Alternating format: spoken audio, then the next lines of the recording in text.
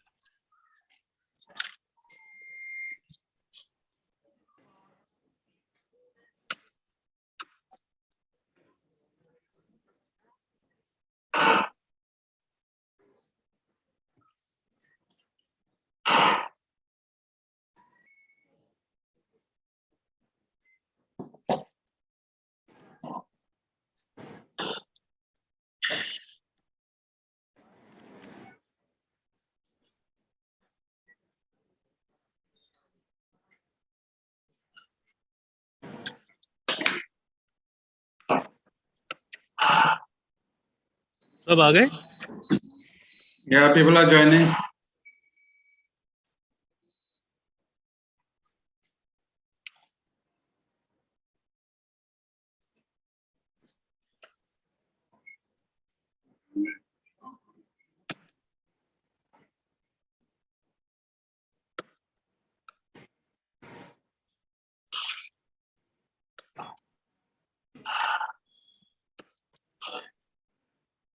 Yeah.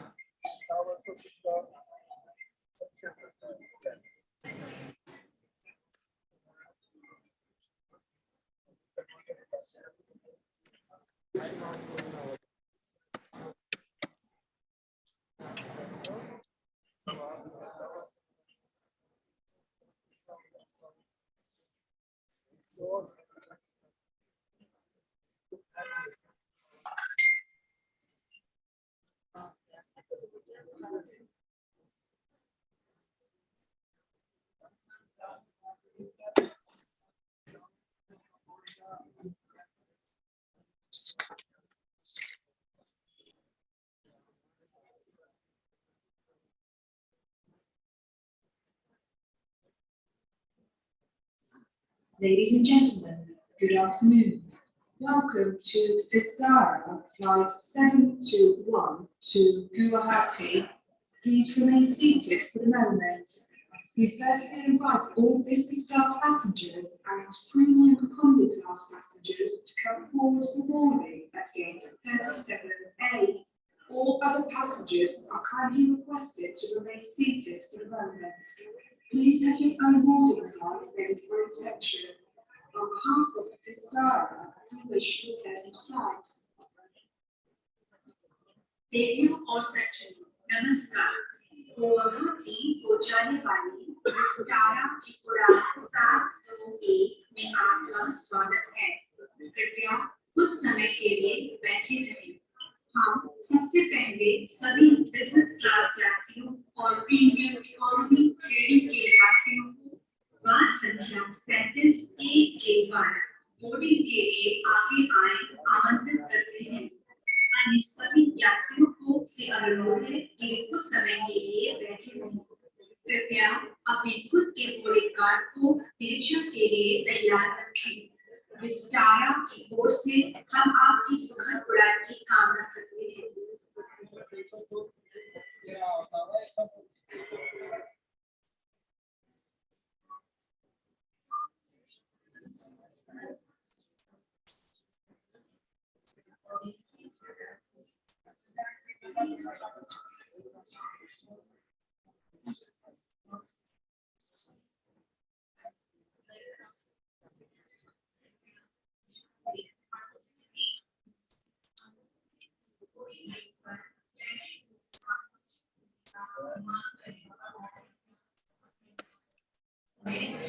Dr. Rachna Khanna Singh is joining in a minute.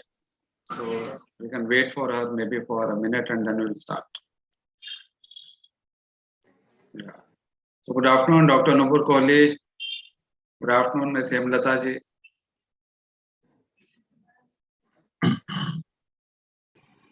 Very good afternoon.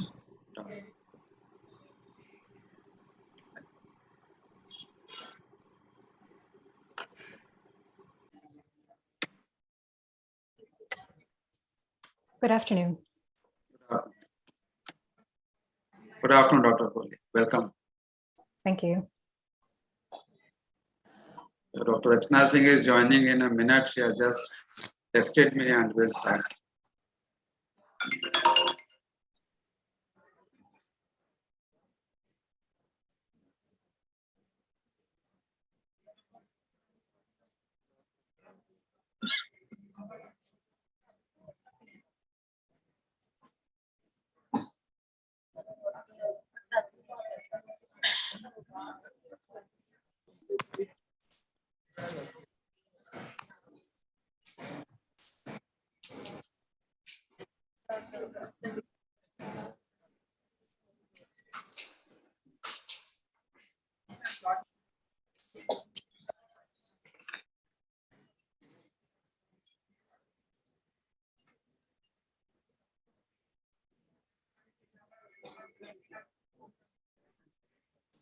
Good afternoon, Dr. Rachna Singh. Good afternoon.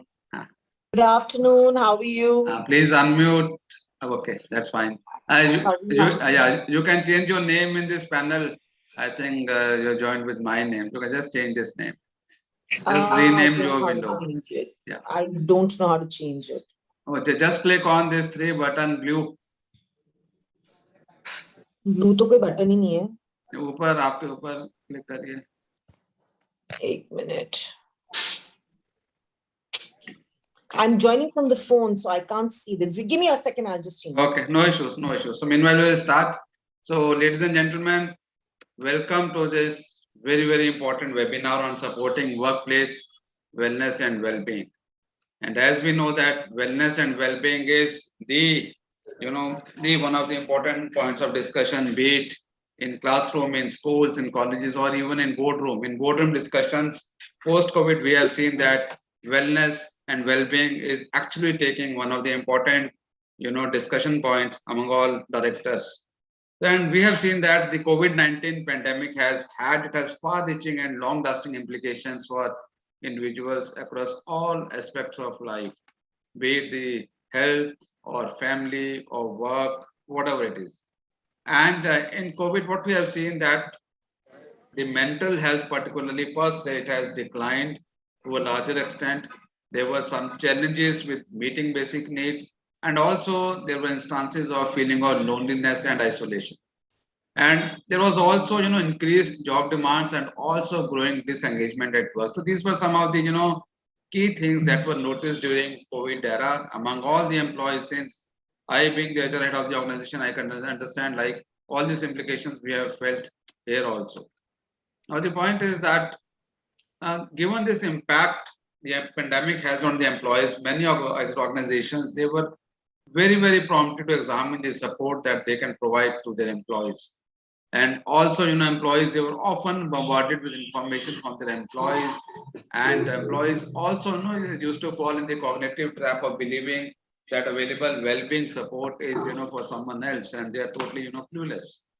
So many business leaders, they have made it clear that employee health is a top priority as they seek to attract and retain employees. During right now, we have this great resignation drive, wherein the focus on wellness and well-being is actually an important point of discussion. And at the same time, in order to have a meaningful change in the employee's life, it's critical for the business leaders, for decision makers to address employees' total well-being, wellness, including their physical, mental, emotional, and financial health, also work-life balance, as well as social equity. So in order to understand the nuts and bolts of employees' well-being and wellness at workplace, PhD Chamber of Commerce Industry has brought out this very important webinar wherein we have the distinguished speakers who are in fact the thought leaders in this domain who will dwell on this idea and will actually guide all of us in order to actually maintain a perfect wellness and well-being at the workplace. And without any further ado, I'll request Mr. Ashish Vik, co-chair of HRIR Committee of PhD Chamber of Commerce Industry, to kindly give his inaugural address and welcome address to all the distinguished panelists and the delegates. Over to you, Mr. Vik. Thank you, Dr. Jitender. Before I go down to my official small and short speech, I would like to thank Dr. R.P. Singh for accommodating today the sequence of speaking. I had to come to the airport because I have a meeting, and I'm just waiting for my boarding, as you can see. So, Singh Saab, thank you very much.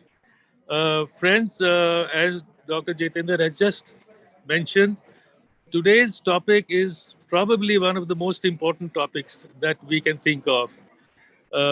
First, I would like to introduce our panelists, Dr. Rachna Khanna Singh. She is HOD Holistic Medicine and Wellness, Atrium Hospital, Gurgaon, and she's also the director at the Mind and Wellness Studio. Welcome, Dr. Singh. Dr. Nooperkolli, she's member European Health Parliament. Welcome, Dr. Kohli. And Miss Hemlata Swaminathan, she is psychologist and behavior coach 4S Within. Welcome, ma'am. A very hearty welcome from the PhD Chamber of Commerce. Then we have Dr. R.P. Singh. He's the chairman of our committee. And Mr. Jitender Gupta, he's the co-chair of the committee again. Friends, as Dr. Jitender has mentioned, this wellness is a very new term comparatively, I would say, because earlier one used to talk about health, which is a state of living. A wellness जो है ये state of living a healthy lifestyle आ गया, क्योंकि over the period of time हम देख रहे हैं कि lifestyle बदल रहा है due to the way we are working, the work culture, सारा lifestyle बदल रहा है और इसकी वजह से we have a lot of psychological issues which need to be addressed, and probably I feel that there's this stigma involved, and that is why people don't really feel comfortable going in addressing this one issue. हम लोग आजकल देख रहे हैं office के अंदर culture बदल रहा है जहाँ पर वो फिटनेस की बात कर रहे हैं, जहाँ पर वो अच्छे गुड फूड की बात कर रहे हैं, जहाँ पर वो स्पोर्ट्स की बात कर रहे हैं, just because they can change the mindset of the people. One person who is not fit mentally, he can damage the output of the organization. So that is very important. Uh, Jitendra ji, I'll have to cut down because ab mera time aa gaya boarding ka. I'm so sorry. I'm so sorry. And my apologies to all the panelists. I will make it up again the next time. I'm sorry. I hope you understand. No problem, ji. मैं बल्कि No. ये जाते जाते जरूर कहूंगा कि मेरे uncle, he was a leading psychologist. He told me once that I should wait and see. Psychiatry is going to be taking a very, very important seat in the future. And after heart ailment, uh, psychiatry is going to be what is going to be looked at. और यही हम लोग देख रहे हैं, वही देख रहे हैं, बिल्कुल यही देख रहे हैं. Thank you so much. Thank you Thank once again. you. Right. Thank you, Viksa, for laying the foundation of this webinar. And Thank with you. this, now we'll start the session अब मैं last technically with our all domain experts. I have the pleasure to introduce Dr. Rachna Khanna Singh, our first distinguished panelist. Dr. Singh is a mental wellness expert and a TEDx talk speaker. In fact, TEDx, as we know, that it is one of the important, global platform, and everybody wise to be a part of this TED or TEDx in any way, be as a speaker or as a delegate. And she has a medical background and focus on relationship, lifestyle, and stress management. She's also providing individual, group, and corporate coaching with strong focus on hospital and clinical care. She is currently heading the Department of Holistic Medicine and Wellness at Artemis Hospital, Gurgaon. She is also the founder and director of the Mind and Wellness Studio, Delhi, and NGO Serve Saman, which aims at empowering children, youth, and women. And she has an overall experience of close to 20 years. She has also achieved proficiency as a corporate healthcare consultant, and she has conducted several workshops for leading corporate houses, more than 300, the likes of Ericsson, Coca-Cola, PepsiCo, Hero Honda, Infosys, Philips, Amazon, MedUp, and many more, wherein the focus was always on wellness and soft skills training. Furthermore, she has worked with students from over 500 schools and colleges in Delhi and NCR.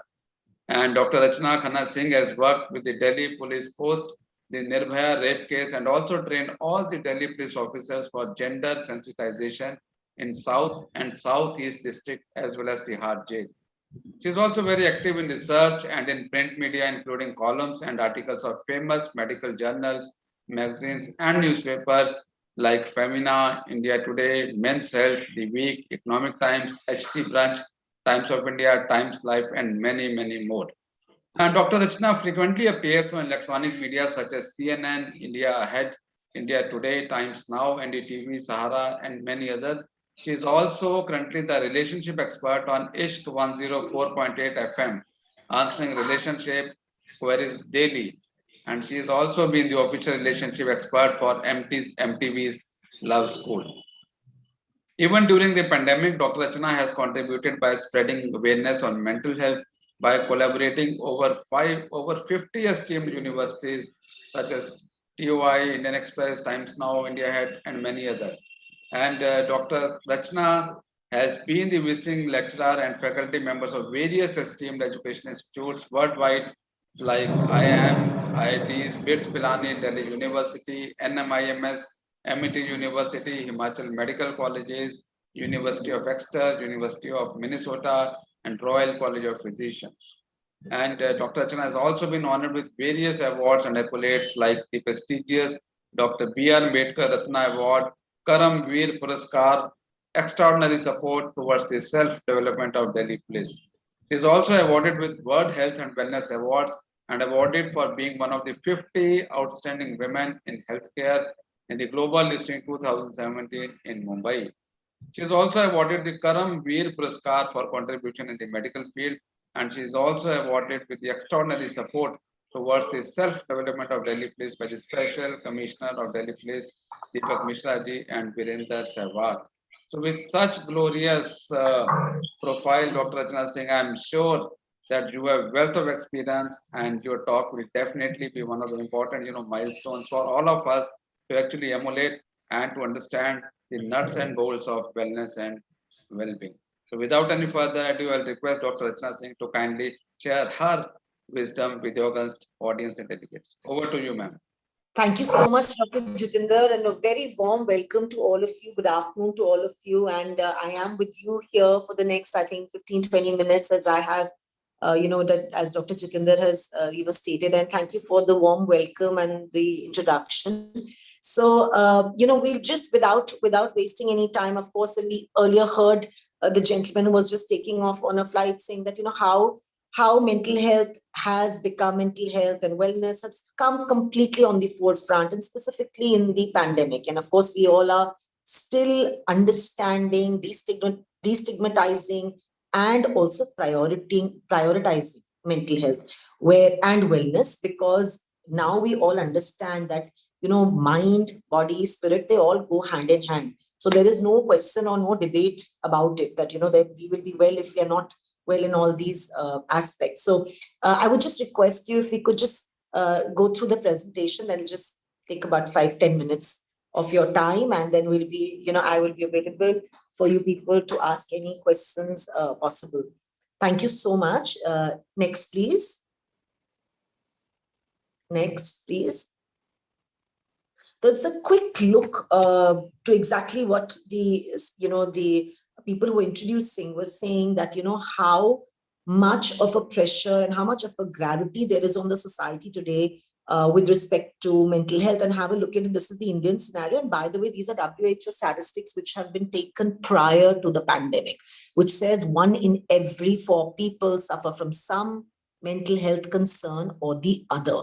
But in the pandemic, there are lots of evolutionary psychologists who are mapping, they're giving data, and we're understanding these figures are close to 1 in 2. So that means every second person sitting here has been grappling with some mental health concern or the other. Next, please.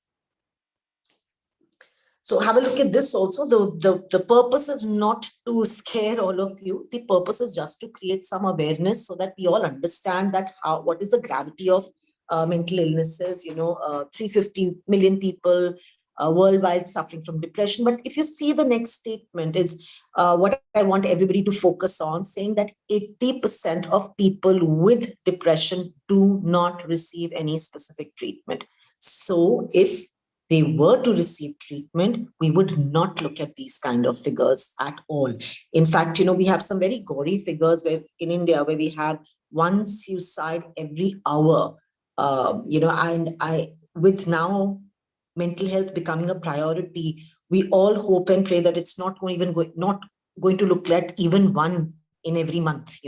So yes, with us understanding about ourselves, our mental health, our well-being, and people in our family, people in our workplace, that becomes very, very important now to have an effective work environment also. Next, please. So exactly what we were talking about, that, it is the need of the hour. It is essential to improve mind, body, and spirit to be sure that we are leading an absolutely productive life. And it goes without saying that we cannot be in good work health either unless we are in good health everywhere. Next, please. So now we move a little beyond the dimensions of just mind, body, and spirit or soul. We go to the 6 dimensions now, which is the environment, spiritual, social, physical, intellectual, and emotional. And of course, the occupational health is an absolute part of all of this. So we understand that today, if we want to be well, if we want to be in good joy with ourselves, we want to feel healthy, we need to look at all these domains. And we should be good in at least 4 or 5 domains to feel good and healthy. Next, please. So just a very quick, pictorial depiction. We all keep talking all the time today about stress. Everybody's talking about stress, tanav, tension. ऐसा मुझे नहीं लगता कोई भी इंसान है जिसने तनाव या टेंशन महसूस नहीं किया हो. In fact, रोजाना हमारे तनाव के स्तर बहुत बार ऊपर नीचे होते हैं. It's a very common thing, right? So we need to understand that this is what we are facing an overload of. Also, next, please. Of course, I didn't want to be gender biased, so we put this picture also where we can see this man with grappling with so many things, a computer screen, phones, and there's so much going on, and this is what is creating a lot of stress for the person over here. Quick question to everybody, and you can just put it down in your chat boxes. So I want you all to understand, and I want to ask you people, how many tasks do you think we can do, permissible limit of our brain or mind at one given point of time without feeling stressed? At one given point of time. Anybody? Can just type in. The more engaged you'll be in the presentation, the better you will understand about yourself, because this whole journey is for each one of you. Anybody would like to take a guess? One. Hemlata saying one. Anybody else? You can just take a wild guess. One. Anyone else? How many tasks do we actually end up doing at any given point of time? Okay, so I'm sure it's a open audience and you don't want to share. So there's someone saying 5, Hemlata, okay. So you could just take a guess to see that how much is what we are actually doing, and the permissible limit is just 2. But at any given point of time, we are always multitasking and we are always doing so many things, planning what we are going to do in the evening, figuring out the presentation, answering a phone call, thinking about, what I need to submit at work, thinking about what's happening with my child, so many things like that, right? So our mind is always at working space, doing many, many things together. It's like a computer with open windows, like 10 open windows. It's not going to work properly, right? That's exactly what happens to our mind also. So we need to try to refrain to lesser tasks at one given point of time to decrease the stress. Next, please. So what is stress? Since I said कि हम इतने commonly ये बात करते हैं कि stress क्या है, आजकल तो छोटे बच्चे हमारे OPD में, we have the youngest who's a 5-year-old, if you may believe it. So, everybody is using this word stress, depression, but what does it really mean? So stress is nothing but the physiological and psychological response of the body to a situation that it perceives to be harmful. This is what stress is. Next, please. Next, please. And of course, we understand, next, please. We understand that the pandemic hasn't been the kindest to any one of us. And what I have done is, for everybody's ease, I hope everybody can, grab a pen and paper with you. This will just be nicer for you people to do this for your own self, for you to create some learning. See, when we people are speaking in a live webinar, the fun of it is that you can gain the experience from a speaker. Otherwise, you can just YouTube us also. So it's better to keep it as interactive. And even if you don't want to share with the audience, that's okay. But this is an exercise I request everybody to do. So, these are the areas which have got badly affected in COVID. So I would like you to divide these. I've created these buckets, so it's easy for everybody. So self, couple, parenting, elderly, and work life. And today, of course, we're going to discuss a little bit more on the work aspect, right? Because as we are seeing, things have altered dramatically. We've gone through enough quarantines and lockdowns, and there has been a constant change for everybody for the last 2.5 years, where we are suddenly, cooped up working from home. Then there is hybrid work. Then there is suddenly full-fledged work, and we're still trying to understand the change, and we're still trying to grapple with it, not even knowing what's lying around the corner a couple of months later. So we are in constant changing mode. So that itself creates a lot of stress and anxiety. So this, I think it's a good idea if everybody puts the sound on paper, and you can put down if any of these areas, what is causing stress for you. Next, please. So, of course, we understand that we've all gone through issues of anxiety, frustration, anger, difficulty in our daily schedule. I think most of us have lost their daily schedules, how it used to be earlier, erratic sleep, meal, and exercise patterns, constant feeling of fear. Next, please. The pandemic In fact, very sadly enough, at the end of 2020, we saw a large number of rise of cases of domestic violence and the number of divorces being filed in, because when everybody was stuck together at home, we understood that a lot of dormant issues came up, not only in couples, but in many other relationships, whether they were sibling relationships, whether they were in-laws, they were parents. It just became a difficult time. Yes, some people came out of it very beautifully and learned their lessons. And for some people, the personal frustration was so high that the issues came up badly and resulted in a lot of discord. And today, we have so many people in counseling, not only in couple counseling, which we've been doing forever, but besides couple counseling, there is so much conflict, two brothers, mother-in-law, daughter-in-law, you name it. But I'm glad people are coming out now in the open where they are able to address the issues and wanting to solve it. Next, please. Of course, parenting has seen its own challenge with suddenly now the schools opening up, and when they were not opening up, everybody was so worried. For 2 years, the kids hadn't gone to school. Little ones didn't even know what school looked like anymore. People have lost their milestone years where they graduated from school, went to university, didn't see their peers. 20 kids who got admission in 2020 did not even see the face of university. They're seeing it for the first time now. And now when schools have opened up and colleges have opened up, we are seeing huge amount of anxiety in the teenagers also, because they're now also not understanding how to cope back into the system. So like I said, it's a constantly changing system and we are having to cope up with it. Next, please. Of course, the elderly, we've all been extremely careful with, and we should be also. The one thing we should do with them is that, help them connect with their loved ones, because they are the ones who've been very much given up, have been sitting back at home, and, we've been very, very careful about their health. But yes, loneliness factor has gone up very high, and we need to help them become a little tech savvy as well. That will help them through this. Next, please. And now understanding the new normal, which, by the way, the new normal is also altering. Like I said, the only constant which is there now change is the only constant because there's been a change of, every 2 months.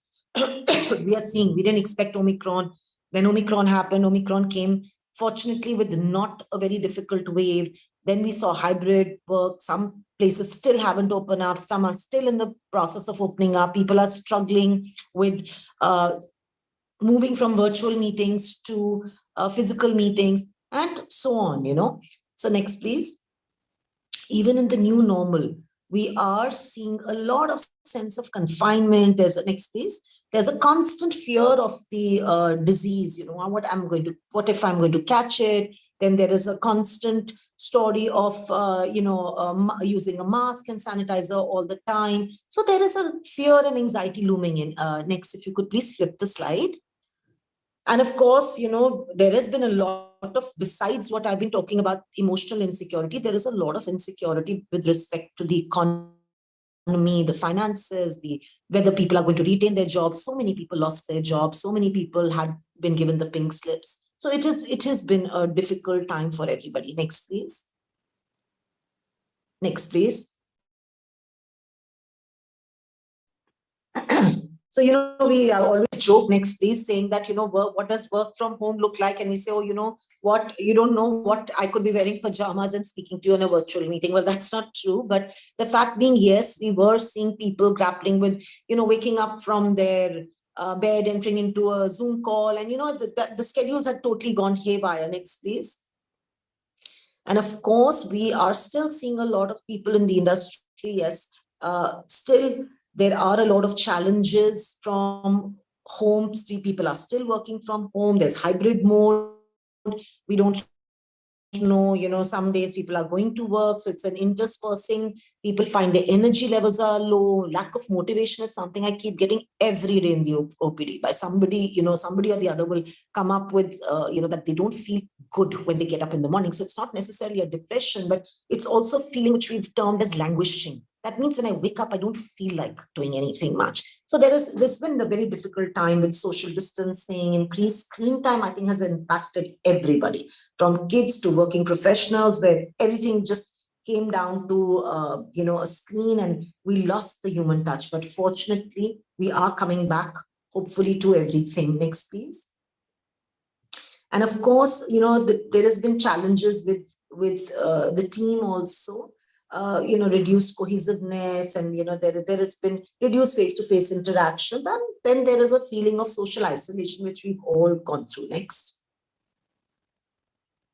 So just want everybody to quickly have a look at this beautiful study which was done by Everett, it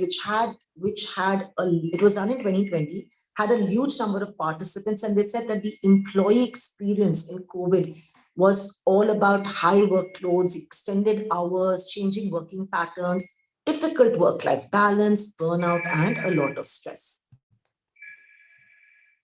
And have a look at this slide, which talks about the impact of social distancing. Actually, we should not use the word social distancing anymore. It's more physical. We actually need to have a look at this. I want everybody to have a look at this. So this looks like this talks about exactly what I've been speaking about. It just sums it up. And next, please. And so far, we've been talking about what was the cause, what happened to us, and now we just talk a little bit about management. Next, please. So I always go with a very simple ABC strategy. So first is, unless we are aware of what we are dealing with, we will never be able to find the solution. So that's the reason I asked all of you to put down on paper those different buckets and see where is it, kahan pe aapko mushkil aa rahi hai, kahan pe difficulty aa rahi hai, so that hum identify kar paए.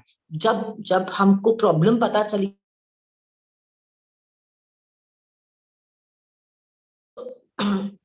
awareness, what causes us the stress, what do we do in it. Next, please. The balance, a fine line between the positive and negative stress. Next, please, is the control.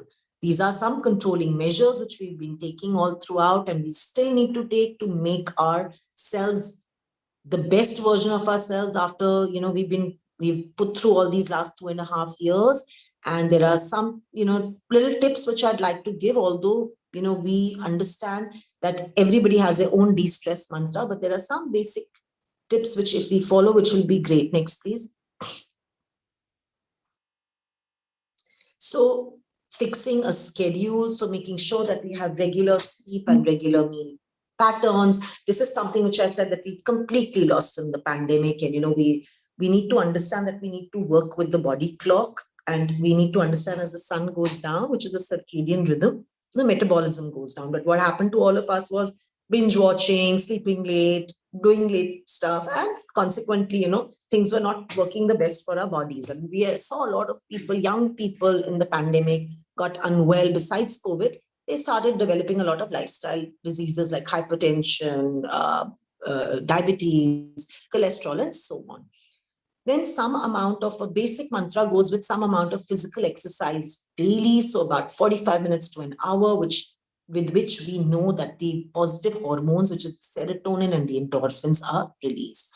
10 to 15 minutes of simple breathing exercises. Pranayam is absolute fantastic if you can end up doing it. The entire set of the pranayam, which is, you can just YouTube and find it, which is Anulom Vilom, Bhastrika, Kapalbhati, and Brahmri. It's a beautiful set. If we do that every day, not only do our lung power will be increased, our immunity will be high, but we will have a beautiful mind-body equilibrium. And that is what is much needed in today's time to create that work-life balance also. Some amount of mindfulness for 10 to 15 minutes. So all I'm saying is take out about an hour 15 for yourself every day. Some physical activity, say about 45 minutes of physical activity, active, 10 minutes of breathing exercises, and 10 to 15 minutes of mindfulness. So this, will keep us going. And yes, we have learned to reach out to our age-old hobbies, which is fantastic, because research shows us that if we are to spend just 2 hours a week on a hobby, that is known to bring down our stress levels a lot. So, pull out that old chessboard, guitar, wherever it's lying at, get on to it, And yes, a lot of grounding exercises, prayers, that always has kept us going as a human race also. And last and not the least is a good support structure of friends and family is something we realize that relationships have been extremely important in this pandemic. Next, please. So we have this app which is available on the Android, which is the Mind and Wellness app, and it's got a lot of comprehensive information about mental wellness, and it's completely, there is no charge on it. You can just download it if you like, and there's everything under one roof, which is very credible information. Next, please. And in the pandemic, I have, I wrote a book, Bloomsbury, which is the Harry Potter people, the publishing house, the Eat, Pray, Love publishing house. They had asked me to write down something to how to manage the stress. And it's a beautiful book available on Amazon. And also gives you, it's now called the Mental Health and Mental Wellness First Aid Kit. So it's a must have on your shelves, which will tell you, some paper pen exercises or some other exercises. If you feel anxious, you suddenly don't know what to do. It is just something which is a great thing to have on your shelf or your table. So you can, kind of read it. It's a very simply available book. So with this, I'll close my presentation. Dr. Jitendra, I hope I've stayed well within the time frame, because I tried to keep it as crisp as possible so that we could also give some meat across to the audience. So Yeah, I'm perfect. the Q&A. Yes. Yeah, in fact, indeed, it was a pleasure listening to you, wherein you not only illustrated the causes, but also given the solutions also, how to actually maintain the work-life balance, how to actually be in a positive frame of mind. And I'm sure that since you walk the talk and your glory and your wisdom actually tells us that how much skin in the game you have in this entire gamut of mental stress, physical stress, and how you actually helping people to maintain the work-life balance. So thank you indeed very much. And the only thing that people have in their mind is like there are a lot of things in terms of guiding people to do meditation, to do physical exercise, but that button in the sense of that habit, making this as a habit again is a very daunting task, because normally after listening to good talks, people get motivated maybe for a while, maybe for a day or two, and gradually then fizzles out, it dies its own death.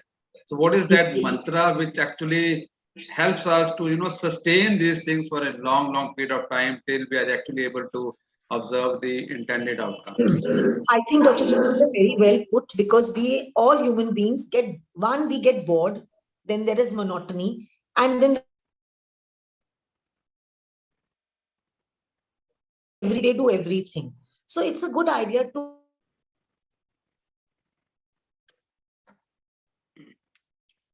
dispersing. It's not always that you can only walk. So keep trying different things. So it will give you a different flavor. That also keeps us motivated and something to look forward to. And another thing is that, whenever we want to create a habit of anything, we need to do it at least for 21 days. And then we know that it will create a habit for us. And also, don't discard, I would say, don't discard anything. So a lot of times when people, introduce mindfulness, meditation, or breathing exercises or anything, somebody may do it 2 or 3 days and say, "Arey, pasand nahi aaya, acha nahi laga." The fact is that it's a good idea to at least give some time, committed time, give 21 days to anything before you say, "No, this is not for me." And like I said in the beginning also, when I was saying that, what is the mantra? Everybody needs to find their own mantra and their own joy. So for some people, even listening to music and just sitting and observing all their 5 senses around, that itself could be very de-stressing. So it's about trying to find your own self. And that's very important in today's space. See, this entire pandemic has happened for a reason, for us to literally, pause a button, refresh, and, restart. So we need to learn. That learning curve is extremely important. Or agar humne kuch sikha nahi isse, then we people are fools. So we need to learn and we need to refresh ourselves and, kind of rewire ourselves and also create better versions of ourselves.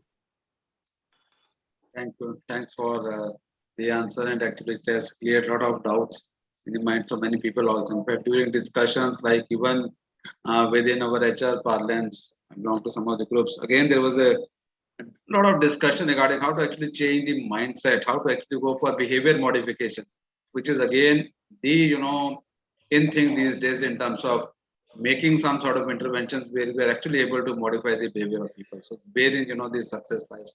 So thank you very much indeed, Dr. Chana Singh, for such beautiful presentation, as well as a very I'll say, forceful sort of a talk wherein you have actually made a lot of people to deep dive and to understand the nuances, how to actually maintain a good work-life balance. Thank you very Thank you. much. And I Thank just you. thank you so much for having me. And this one last thing I'd like to say is for everybody, all of us working professionals, when we were stuck at home, we were cribbing and grumbling, saying that, we are stuck at home. Now we are going back to work, then also we are grumbling. So what we need to understand is, like I said, change is the only constant, and it's important not to resist that change and to embrace it. So please try to embrace what is coming in a positive way. And second thing, I think we all need to learn to be in a little bit of gratitude. So, keeping ourselves in gratitude will help us go long places versus cribbing and grumbling and saying, ऐसे better था और वैसे better था. तो जो आ रहा है उसको absorb करिए, and that is what will keep us going, I think. Thank you. Thank you for these parting words. Thank you indeed very much. Now we come to our next distinguished panelist. We have Dr. Nooperkolli, and I'll just read the brief profile of Dr. Nooperkolli. And Dr. Nooperkolli is a healthcare leader, a medical doctor, author on stress and productivity, a global speaker, and she's also the member of European Health Parliament. She's also on the board. She's also on the board of supervisory member of UNICEF, the Netherlands, and the advisory council member of the World Economic Forum Global Shapers. An MD from the Netherlands and a Harvard Business School executive MBA PhD candidate. She is a member of International Advisory of the Amsterdam Economic Board and a medical advisor in the healthcare insurance sector in the Netherlands. Her leadership roles at World Economic Forum are related to women and leadership, the pandemic, and AI in healthcare. With more than 150 innovative and impactful talks, including 6 TEDx. Again, we have a TEDx speaker. We are really, honored today to have such glorified speakers. So this includes 6 TEDx talks in Europe and Asia. She has earned a reputation of a prominent women speaker to inspire, educate, motivate, and provide solutions to problems. She is also featured in international media outlets in all formats such as BBC, national TV channels in Europe, Elsevier magazine, Financial Times, Netherlands, and on Dutch radio on the theme of stress and productivity with Princess Laurentijn of the Netherlands. In India, she appeared at Big FM radio and the news media like Indian Express, Times of India, and many more. She has also won the Most Inspiring Women of the Netherlands Award, Dutch Government Award for fundamental contribution to improve the position of women and gender equality, EU India 40 Leadership Award at the European Parliament, and 100 Most Impactful Healthcare Leaders accolade at World Healthcare Congress, Mumbai. She also received the Change Nari Udyami Awards India from the Gandhi Smriti and Darshan Samiti with Honorable Prime Minister of India, Shri Narendra Modi as its chairperson.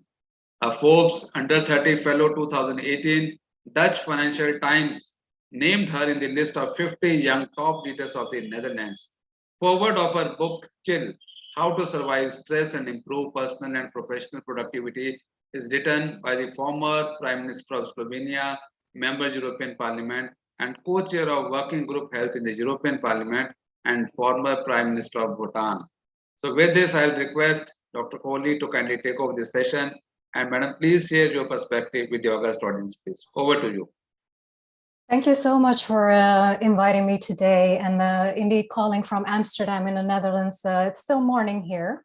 So I will be sharing my screen and also take about 15 to 20 minutes to share with you not only my perspective, actually today not so much on stress, but definitely be a European perspective on how we see employee well-being and actually what the employer can do for his or her employee. So I'll be sharing my screen now. Can you just tell me if my slides are moving? Is it moving right now? Right now it's static. It's static. Okay, wait, then I'll share it again because sometimes it has this problem.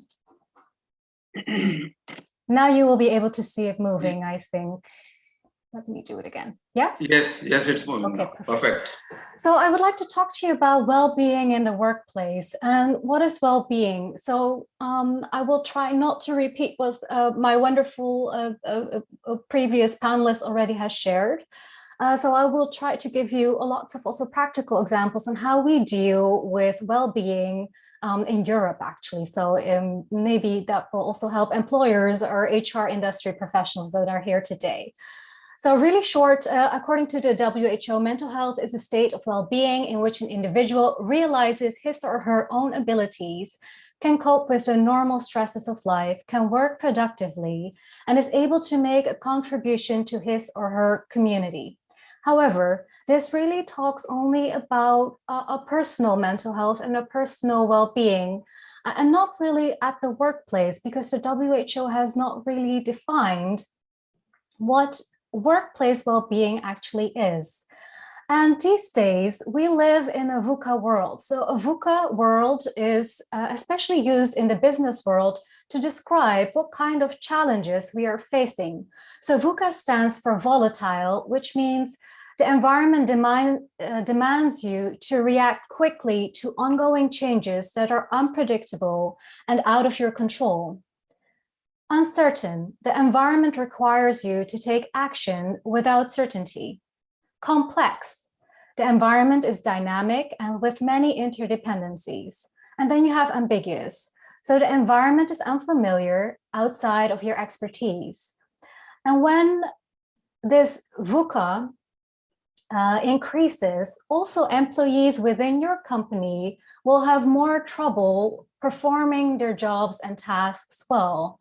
So I want you to keep this in mind also when you look at the work environment, especially how much VUCA is the work environment your employees are in.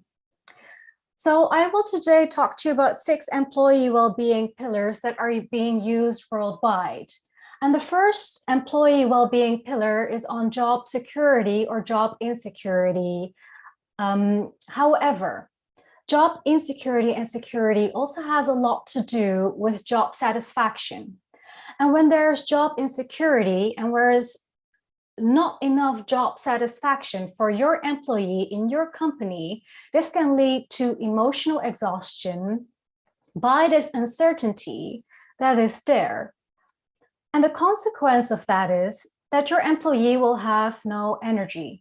So how, if you as an HR professional are listening today, or you're an employer, how can you give your employee that certainty within your company? Why am I putting an emphasis on the employer? In Europe, actually, the employer is responsible for the well-being of its employee. So we can actually not say, hey, you have to do it all yourself. We are the employer. We are a big part of your health. So we need to help you being your best self so you can get those, you can perform for us. We are at service to our employees. And that might be a whole different way of also looking at the role of an employer in the modern world. So how can you give your employee that security in their job, their satisfaction in their job, but also to have the conversation about that when that is there? And I can jump into that a bit later as well. The next employee well-being pillar is financial security.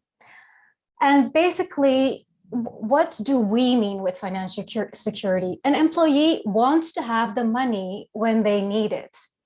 And in Europe also, some employers have been experimenting a little bit with on what day of the month do you pay your employee? Do you do that at the beginning of the month? Do you do that in the middle of the month? Do you want to do it at the end of the month? You can have many different experiments with that if you're an employer. But it also means that some of your employees just stay in the job just for the money, which can lead to unhappiness because you want that financial security. If you're an employee as well as listening here today, and you think, you know what, I will just work for the money, and then you stay within your job being very, very unhappy, which as a consequence can lead to depression. Again, and I will come later to communication. It's so important to keep having that conversation with your employee on what is actually the reason that you're working here? What is the reason why you are staying in a job? And you have to see as an employer, what kind of people do you have in your company that take up that role to have those conversations with your employees so they feel that well-being. The next one, health, of course. It was also already mentioned. Both mental and physical health is important. But then working long hours with no break. So in Europe, we have been experimenting a lot with how do we divide the hours of working throughout the week, and how much flexibility can we give our employees on how they divide the work. For some employees, it's easier to work 7 days, 6 hours a week. For some employees, they say, I want to work 4 days, 4 days, 10 hours a week. There might even be employees who say, I would want to work 3 days a week, 12 hours or 14 hours. I will just make sure I deliver the work. And then the other days, other employees work who are maybe more fit for other tasks. So we have been experimenting a lot with how in this new world, we as employers can create that flexibility. So we as a company are healthy, financially healthy, and also our employees feel that they really want to put more than 100% of performing for us. And here it's definitely also important that we talk about boundaries, because when you give your employee flexibility, they might also want to break their boundaries because they feel that freedom. And then the consequence could be more sick leaves. However, when we talk about health, it's a long list, and also my previous speaker has also shared a lot about health as well. Then another employee well-being pillar is support. How can you create such a team that co-workers are able to support each other? We always tell our employees, you are not alone, you do not have to do it yourself. So how can we, as a holistic organization, support not only our employees, but also teach the co-workers how they can support each other in their well-being? Because a great sense of loneliness at work also comes from no support. And when we look at it in our personal situation, when do we feel lonely? We also feel lonely when we do not feel support from our environment. And that's the same actually within the workplace as well. Then protection. What is a very important part of well-being is harassment in the workplace, not feeling safe. Maybe a workplace which is very hard to reach by car or by public transportation. We should, as an employer, also be able to protect our employees from such things. Some employees feel a great pressure or are scared of their boss. We do not want to create an environment in which employees go to the office and are scared. And how many times do we have the conversation about that? And a consequence of this, that it can create anxiety if we do not feel safe in our workplace. It's a very important employee well-being pillar, actually. So what have we also been discussing about in many countries actually here is work-life balance a myth? Because nowadays work and also your personal life are so intermingled. Is it a myth? So bringing personal life to work and we bring our work life to home, a perfect balance may not exist. And we should also create a reality for employees who might want to strive to create that perfect work-life balance that might not be there. And then the question is, where lies the responsibility? Is it the responsibility of the employee to take care of their well-being, or is it the responsibility of the company? Well, actually, it's a mutual responsibility. The employee has it, the company has it. And then again, as I said, we need to have those conversations more and also make time to have those conversations and not look away about what employee well-being is. So then red flags, when does the employee need help? I think I will not dive too much into that because my previous speaker has beautifully pointed out what kind of red flags there can be. However, I find the most important thing that when those red flags are there, that the employee has the courage to actually step up and talk about it. And then we talk about safety as well. Does the employee feel safe to talk about it? Because people are scared of losing their jobs when they talk about their own well-being. So again, how can we create that secure and safe environment in which people feel that they can talk about it and that support is there? And working from home versus the workplace is, again, so important these days.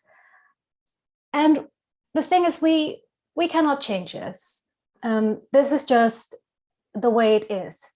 However, we can help the employees better to understand how they can be on the top of their energy, both at the home as well as the workplace. Stress and emotions management. I will also not dive too deep into this, but I would like to say that recognizing emotions in the workplace as well, not only of yourself, but especially of your coworkers, is very important to not create frictions or those frustrations. Then let us talk about position in a company. Does position in a company matter? We always, when we talk about workplace well-being, talk about the employees, but employees cannot feel healthy and safe if their manager does not feel healthy and safe, if their CEO does not feel healthy and safe within their minds and bodies. We need to think about those people who are role models within the company. And then I'm talking about the senior managers, the directors, the CEOs. What kind of example are they giving to their employees? So does position in a company matter? Yes. The person who's at the top should start and be that example to also show to the employees, because when a leader shows it, the employees are also able to pick that up. And I talked a lot about communication already, but we need to involve the employees in this conversation. Ask them, when do you feel involved? When do you feel part of the whole? Because well-being is also feeling that you are valued within the company, that you're involved. And we should definitely not underestimate this. But also, when we talk about young people who come just out of university, are they ready to take responsibilities? And when they're not, what choice do employees have for training, also mental wellness training? Which freedom to train and educate are there within the company? Because often, maybe those choices are there, but do employees take time to really educate themselves? And after that, do they feel ready to take that responsibility? Ask them that question. If you're here as an HR industry professional, ask them, are you ready to take the responsibility? And be honest with them. If they're not, how can you help them? Again, be of service to your employee for their well-being. And with that, do not forget the compliments and appreciation. Today and tomorrow, if you go to work, how many compliments did you receive from your coworkers? And how many compliments did you, in an honest way, give to people around you who work with you? Even your boss, or if you are the boss, your fellow executives. How many times have you showed that honest appreciation? We always think, oh, within the home, we need to appreciate each other. No, even more important, it is at the workplace, because that motivates us to work. Then social well-being and work culture. If their employers here, keep on a regular basis evaluating your work culture. What is the vision for your work culture? What is the mission for your work culture? Not the vision or mission for your company, but what kind of goals do you have to create such a work culture where people work in harmony with each other, and in that way also feel that there is a social well-being there. Let me pick out bullying. We underestimate that even adults do bullying in the workplace. It's a part of social well-being. There are many employees who, with a lot of elbow work, want to kick out their coworkers, and it's also a part of well-being. We talk a lot about mental health, physical health, but I would like to say social well-being and work culture is so important. I'm almost through my slides, so I hope I'm not taking up too much time. And then incentives, because when do people want to pay attention to their own health? When they receive a gift. And we do that in Europe, European countries, or actually in the Netherlands. Maybe I should pick out the Netherlands. We do that quite often in quite some companies. We give people points when they followed a mental health workshop, when they followed mindfulness trainings. We give them points, and these are like wellness points for gifts, for maybe an extra holiday, or for free healthy foods in the restaurant. If you make a healthy choice in the restaurant of your company, you get points. And that's also a way you could look at in a modern world to increase your employee well-being. So really short only food here. Exercise and feel fit. I will not talk about basic exercise and feeling fit. What do we encourage for employee well-being? To have walking meetings. We can sit and do the meeting. We can, if you're 2 people, you can also do a walking meeting. Whether it's walking through the building, whether it's walking in a company garden, people there are nowadays encouraged, and also buildings are specifically set up for it, that people can have walking meetings, my apologies. So to walk and talk, and then discuss company matters whenever that is possible. And then I will end with this slide. The role of freedom, a sense of ownership. A lot of people have felt stuck within their companies as if it were prisons. And that I have heard a lot from employees in many different companies where I have also talked about this topic. In whatever way you can give your employee a sense of freedom, but also a sense of ownership, that they feel, even if they're the employee, that they're actually contributing to their company, it gives a great sense of happiness. And not only that you are a puppet within the company who is just doing the job. So I hope I could give you with this a bit different perspective on employee well-being, instead of only the mental wellness part and a physical wellness part. Thank you. I hope I stayed within time. Thank you, Dr. Nooperkolli, for your presentation. In fact, in a very, very lucid sort of presentation, you have stated all important facets of employee well-being and wellness. And your last slide regarding sense of ownership, that is, in fact, I think one of the building blocks for employee engagement at workplace, and that actually makes a lot of difference. Thank you very much indeed for having you here. Thank you very much. Now we come to our next distinguished panelist. We have Ms. Hemlata Swaminathan. Ms. Swaminathan is the psychologist and behavior coach at Force Within. I'll just read her brief profile. Ms. Hemlata Swaminathan is MSc in Psychology, FECAT, Diploma in Training and Development, PG DHR, MD, PM and IR, and also doctoral student at California Institute of Integral Studies, SFO.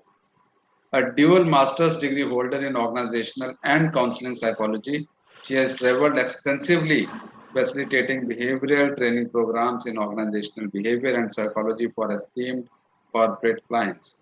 She was nominated for the ISTD Vivekananda Award for Excellence in Training and HR in the year 2008. She founded Force Within, a space for creative expressions, in 2008, and this organization was established to provide holistic learning and counseling for mental wellness. Art heals is my belief, says Hemlata Swaminathan on her journey as a psychologist and creative art therapist. Being from a dance and theatre background, she has always been passionate about art and its ability to connect to the deeper conscious. She enjoys working with children using this medium of connection. She is passionately engaged in designing a curriculum that focuses on contemplative studies in pedagogy using contemplative practices of movement, art, and theatre. She is an award winning theatre performer and playwright performing in national and international theatre festivals. Her visual poetry has been published in the IEATA newsletter regularly. She is also the founder trustee of CT POSH, which is the Chennai Theatre Prevention of Sexual Harassment. This is an organization that aims to prevent sexual harassment in performing spaces and providing counseling to victims of sexual harassment. She is currently pursuing her doctorate in psychology at CIIS USA and has been awarded the RINS Sarkar Scholarship or Rina Sarkar Scholarship January 2022 for pursuing research in Asian rituals and mental wellness. So, with this, I'll request Ms. Hemlata Swaminathan to kindly share, ma'am, your perspective with your august audience, please. Over to you. Thank you. Thanks a lot, Dr. Jatinder. And I think my speakers who've spoken before me, eminent speakers, have literally laid the foundation for this webinar in terms of helping the audience understand what mental wellness is and how important it is. So I think that is definitely established by now.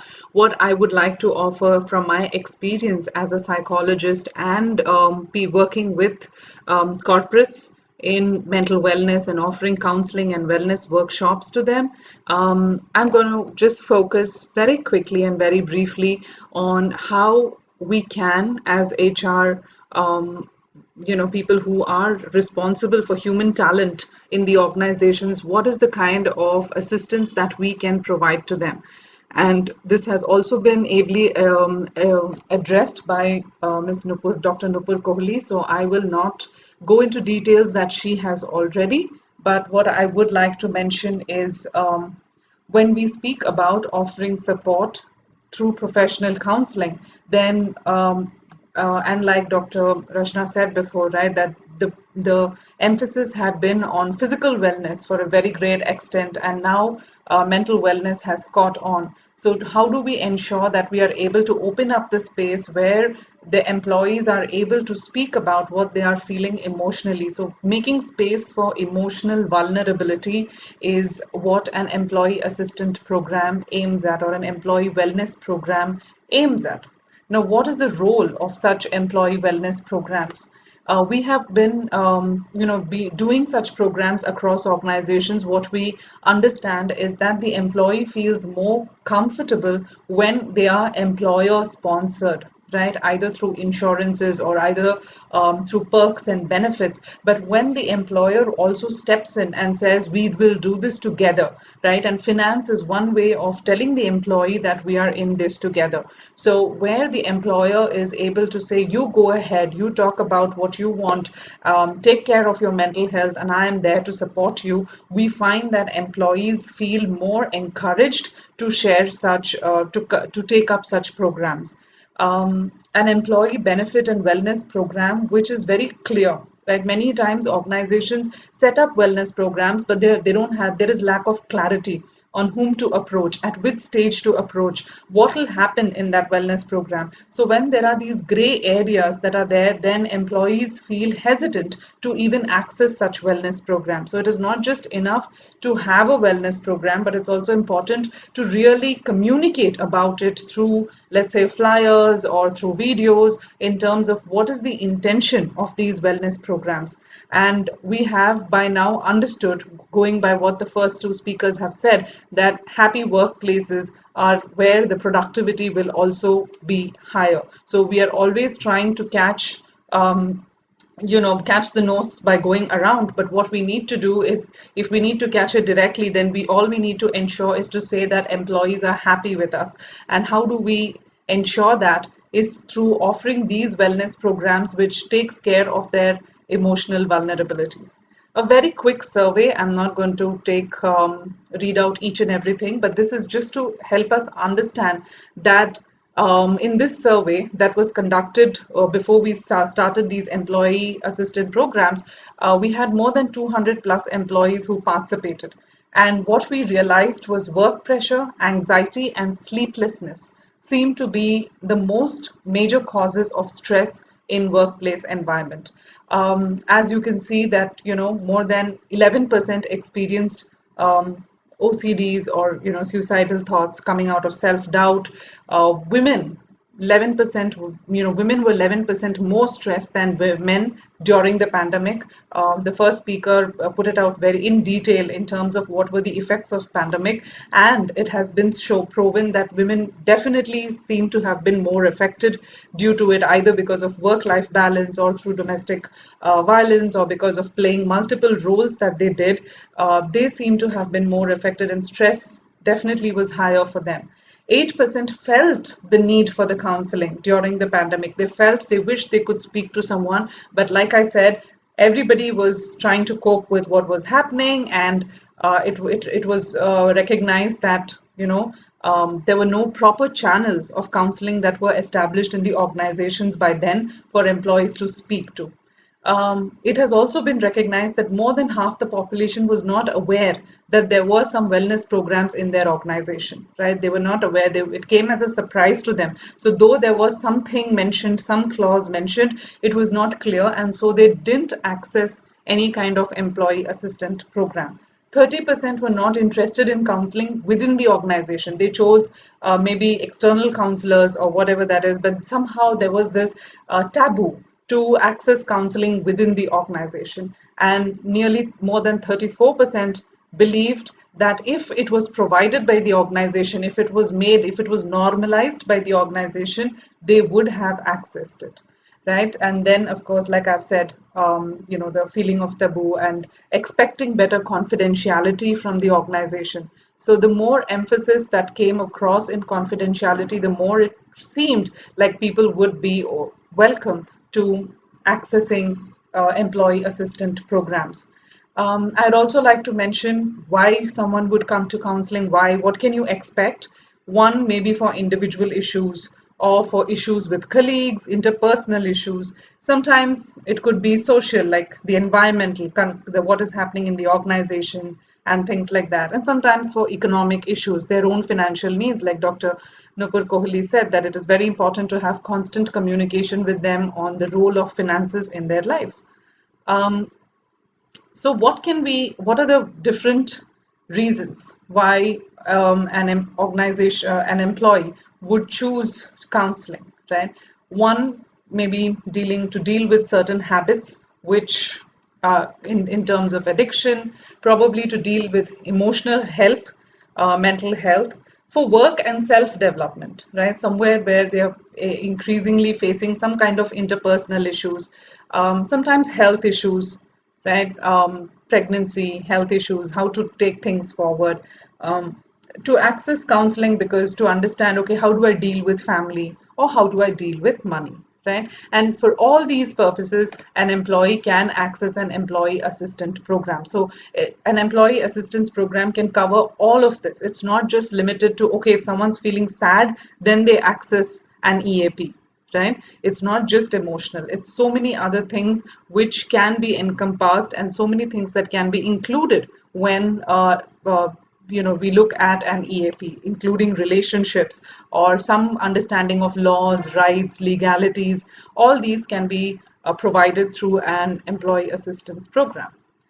What are the reasons, or let's look at what is commonly, what is common, what is severe, and what needs a clinical attention, right? So what we commonly find, and especially like it was said during the pandemic, what has seen a steep increase is something which is a mental illness, like in terms of depression, anxiety, or stress. Certain severe conditions which require probably psychiatric and psychological interventions are mentioned in terms of severe mental illness. And sometimes the suicide rate, like the first speaker said, that she gave a statistics of how the suicide rates are. In every hour there is one person. So definitely this needs to be addressed, and the organization can do its bit by actually beginning to bring about some awareness around it.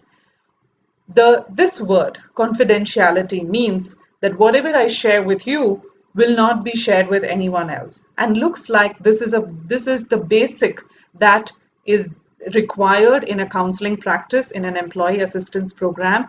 And this is what is the basic reassurance that employees look for. Like, if I come and speak to a counselor in the organization, will it be confidential? Right? Will it reflect in my performance? Will it reflect in my reviews? Right? So this clarity is very, very important. Also, how, right? How will we keep confidentiality? So the organization needs to constantly communicate that to the employees in terms of how confidentiality will be maintained.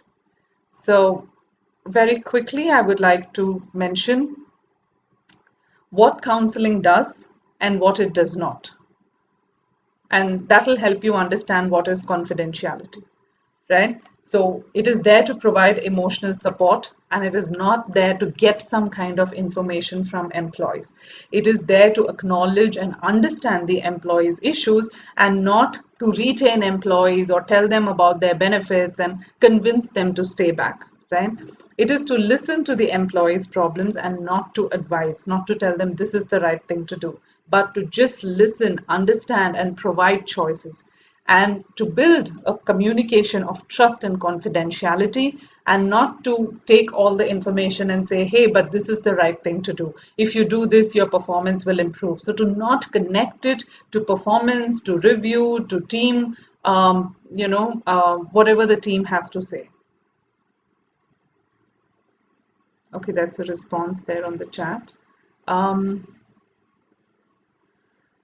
So what are some signs that someone, if you're in the HR, you can watch out for, and you can begin to speak to employees if you watch these signs? So first is, let's say, any change in habits of the employee. You can watch out for that. Then mood swings of team members, mood swings of the employee, absenteeism, missing deadlines, performance dipping, or lack of productivity. So these are key indicators that the employee needs help, right? And not advice, and not scolding, or not disciplining, right? But these are screaming for help. So if we can watch these signs, these will help the organization intervene at the right time and provide holistic development for the employee, not just help him improve performance, but also address the ongoing, mental health issues that the employee is having. Any kind of addiction that the employee is engaging in, overtly engaging in, any change in appearance, right? Like looking tired, lack of sleep, lack of focus, any weight gain or weight loss. So these signs can ensure that we are able to watch out for it. How do you, as a colleague, if you're when you're working with people, how do you recognize that, let's say, your colleague needs some kind of a support? Right? These are some common symptoms that you can watch out for among your team members, and you can encourage them to take support, right? You can lead them, you can tell them, why don't you consider some kind of counseling? Why don't you consider some kind of employee assistance program when you see your colleague, your friend go through something like this? So don't ignore these signs, right? We often ignore it, saying, oh, maybe if he needs it, he will tell me, right? But it is often found that people undergoing deep mental health issues often find it very difficult to speak about it. So do not wait for them to come and speak. If you notice something like this and you are in a position where you can step in and speak to them, then please do that. To create an inclusive work environment, to educate colleagues on the importance of mental health, to prioritize confidentiality and anonymity, right? It's not important to have names, details, facts. The idea is to address mental health, and to create awareness on health and well-being through wellness workshops, through individual programs, through videos, through talks, through inviting panelists, whatever that is. It's a constant ongoing effort. Things will not change overnight, right? It is very, very new. When I say new, it's over the last 4 or 5 years that people have begun, that organizations have begun to focus on mental health. So it's relatively new, especially in our country. So it's very important to make people comfortable as much as possible. Now, how do we ensure that we have some key points for managers and HR? First point of contact, know who is the SPOC, right? Let's not have 2, 3 numbers or 2, 3 websites or 2, 3 email IDs, just one, so that the moment the person feels that they need to talk to someone, they know whom to call, right? Watch out for employees. Like I said, there are signs we can watch out for. So look at these signs, don't ignore them, talk to them about these signs. Encourage employees to use whatever assistance programs you have. You don't have to force them.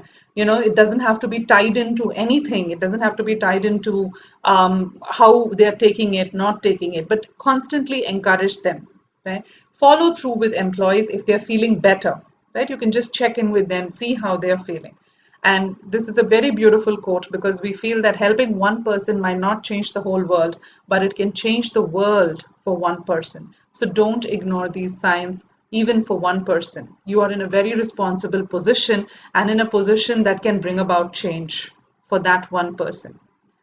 So how we offer employment assistance programs and when we go about it for the individual is to ensure that, how do we know someone's getting better, right? And these are some ways in which we can see that the employee is feeling better, where there is a sense of security. They begin to speak about themselves. They begin to engage more, right?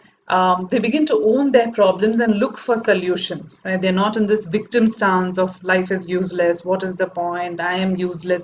They come out of this negative train of thought.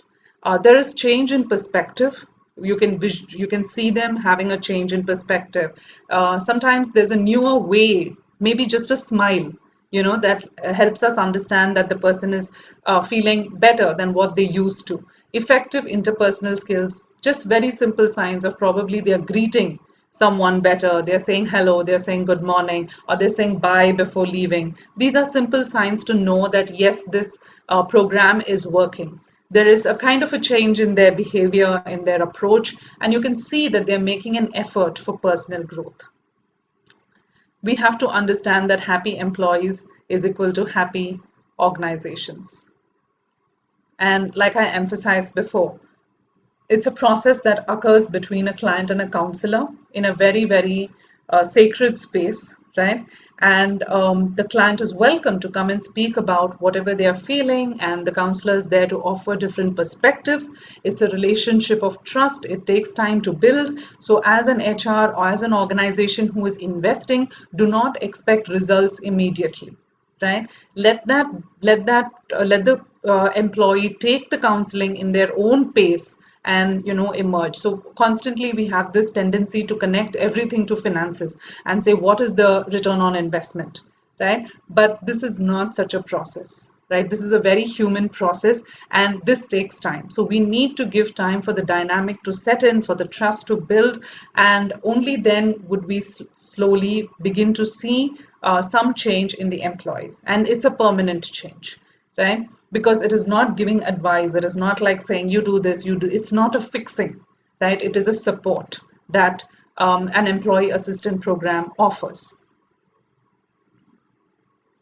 So this is a book that has been written by 5 mental health professionals. I have also contributed 2 articles to this book. This is available on Amazon, and it's a book that is for starters who would like to try some exercises, and for people who are wondering how to access counseling and feel that okay, it's a taboo, it's something we cannot speak about. So if you think those are the conditionings that you're holding, then this book can help you break some of it, because this book has stories about how people have broken the taboo and how they have benefited from it, right?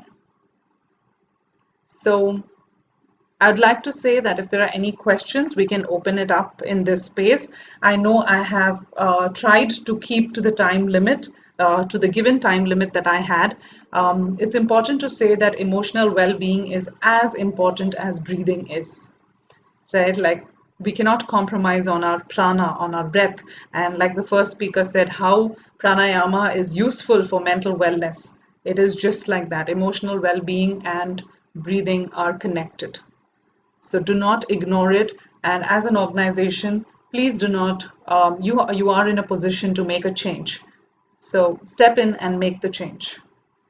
I'd like to open the space for any questions if you have. What are the Thank you. cost effective? I have a question here, Yeah, sir. there's Should a I question. just? Yes, please go ahead. Yes. What are the cost-effective ways to promote wellness at workplace? I understand that's a big concern. So you could begin with group wellness workshops. You know, if individual is difficult, you could begin with group wellness where you have and at a continuous basis, right? Instead of just one-off and forgetting about it, you could begin with group wellness workshops once a week, right, which wherein employees come in, like 15 to 20 come in, they do a wellness program, they experience wellness and they go back. Other ways of promoting wellness could be in terms of organizing some kind of workshops like yoga workshops, breathing workshops. I am a lot into art, so let's say art workshops. So different things which are done over a period of time, like they say, you know, small steps matter. So don't doubt whether this will be useful or not. Just take a small step, in whatever form it is. I hope that was helpful.